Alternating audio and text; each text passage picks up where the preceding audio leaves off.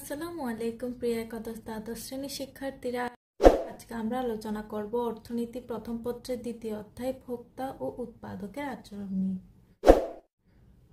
অধ্যায়টি অন্যান্য অধ্যায়ের চেয়ে তুলনামূলকভাবে বড় হওয়ায় অধ্যায়টিকে আমরা 4টি পার্টে বিভক্ত করে আমাদের লেকচারটিকে সাজিয়েছি। উপযোগ, চাহিদা, যোগান ও ভারসাম্য। আজকে আমরা চাহিদা নিয়ে আলোচনা করব। চাহিদা কিংবা ডিমান্ড। ডিমান্ড শব্দের সাথে আমরা পূর্ব থেকেই পরিচিত। আমরা কোনো কিছু কেনার ক্ষেত্রে বা কোনো কিছু দেখলে বলি যে এই জিনিসটার আমার ডিমান্ড আছে কিংবা এই জিনিসটি আমার চাই, ওই ধরনের। তাহলে সাধারণ ভাষায় চাহিদা বলতে আমরা কোনো দ্রব্য পাওয়ার ইচ্ছা বা আকাঙ্ক্ষাকে বোঝাই। কিন্তু অর্থনীতিতে চাহিদা বলতে কোনো নির্দিষ্ট সময়, নির্দিষ্ট দ্রব্য, নির্দিষ্ট দামে একজন ক্রেতা যে পরিমাণ ক্রয় করতে ইচ্ছুক তাকে চাহিদা বলে। এটি হচ্ছে চাহিদার সংজ্ঞা। মনে করে আমি বাজারে গিয়েছি কাপড় কিনতে। কাপড় একটি নির্দিষ্ট দ্রব্য। 200 টাকায় আমি একটি হিজাব ক্রয় করতে চাই। 200 টাকা হচ্ছে নির্দিষ্ট দাম, আর হিজাব হচ্ছে নির্দিষ্ট দ্রব্য কিংবা কাপড় নির্দিষ্ট দ্রব্য, নির্দিষ্ট সময়। যে কোনো একটি সময় আমি বাজারে গিয়েছি। একজন ক্রেতা, আমি দ্রব্য ক্রয় করছি, তাই আমি একজন ক্রেতা। যে পরিমাণ আমি একটি হিজাব ক্রয় করতে চাই, তাহলে যে পরিমাণ ক্রয় করতে ইচ্ছুক তাকে চাহিদা বলে। চাহিদার বৈশিষ্ট্য কিংবা শর্ত হচ্ছে 3টি। 1. দ্রব্যটি ক্রয়ের ইচ্ছা। 2. দ্রব্যটি ক্রয়ের সামর্থ্য। 3. অর্থ ব্যয় করে দ্রব্যটি ক্রয়ের ইচ্ছা। এই 3টি বৈশিষ্ট্য না থাকলে আমরা কোনো দ্রব্য পাওয়ার ইচ্ছা বা আকাঙ্ক্ষাকে চাহিদা বলতে পারি না।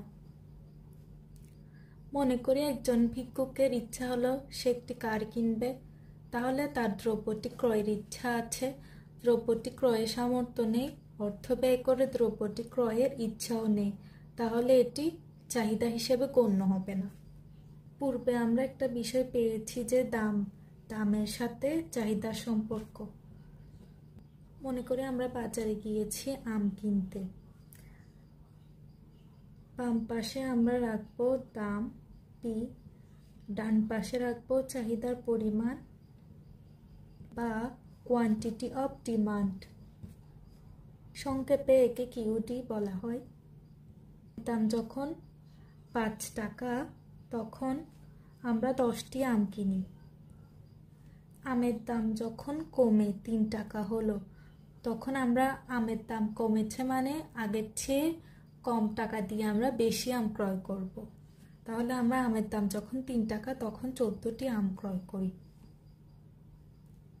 তাহলে আমরা দেখতে পাচ্ছি যে দাম কমেছে, 5 টাকা থেকে কমে 3 টাকা হয়েছে, চাহিদার পরিমাণ 10 টাকা থেকে বেড়ে 14 একক হয়েছে।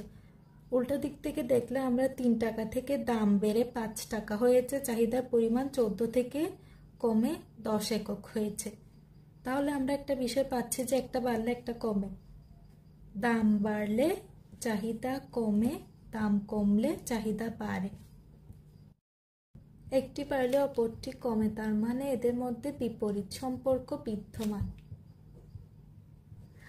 দাম এবং চাহিদার পরিমাণ দিয়ে যে সূচিটা আমরা অঙ্কন করেছি কিংবা যে তালিকাটা আমরা অঙ্কন করেছি এটিকে বলা হয় চাহিদা সূচি। অর্থাৎ চাহিদা বিধির গাণিতিক রূপই হচ্ছে চাহিদা সূচি। এখন আমরা এই সূচি থেকে যদি একটা রেখা অঙ্কন করি, লম্ব অক্ষে আমরা দামকে রাখবো, ভূমি অক্ষে কিউডি বা চাহিদার পরিমাণকে রাখবো। লম্ব অক্ষ এবং ভূমি অক্ষ যে বিন্দুতে ছেদ করেছে সেখানকার মান হবে 0। এটিকে বলা হয় ছেদক।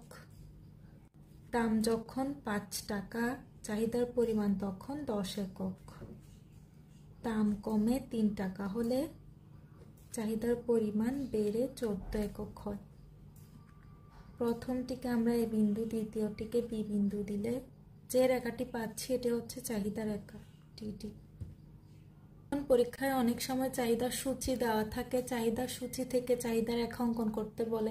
এক্ষেত্রে আমরা চাহিদা সূচি থেকে চাহিদা রেখা অঙ্কন করে তারপর চাহিদা রেখার যে বিবরণ, অঙ্কনের বিবরণ ওটি লিখব। অঙ্কনের বিবরণ আসলে কোনো মুখস্থ করার বিষয় নেই, আমরা যা যা অঙ্কন করেছি তাই তাই লিখে দিলে হবে।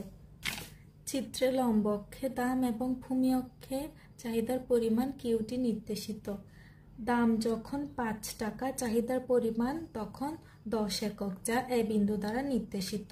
দাম কমে 3 টাকা হলে চাহিদার পরিমাণ বেড়ে 14 একক হয়, যা বি বিন্দু দ্বারা নির্দেশিত। এ বি বিন্দু যোগ করলে যে রেখা পাওয়া যায় তাই চাহিদা রেখা। দাম এবং চাহিদার মধ্যে বিপরীত সম্পর্ক থাকার কারণে চাহিদা রেখাটি বাম থেকে ডানে নিম্নগামী হয়েছে, অর্থাৎ একটি বাড়লে অপরটি কমে। এই ধরনের সম্পর্ক থাকলে চাহিদা রেখা কিংবা যে রেখাটি পাবো ওটি হবে নিম্নগামী। সুবিধার্থে আমি অঙ্কনের বিবরণটা এখানে লিখে দিয়েছি, কয়েকবার পড়লে আশা করি নিজে নিজে লিখতে পারবা।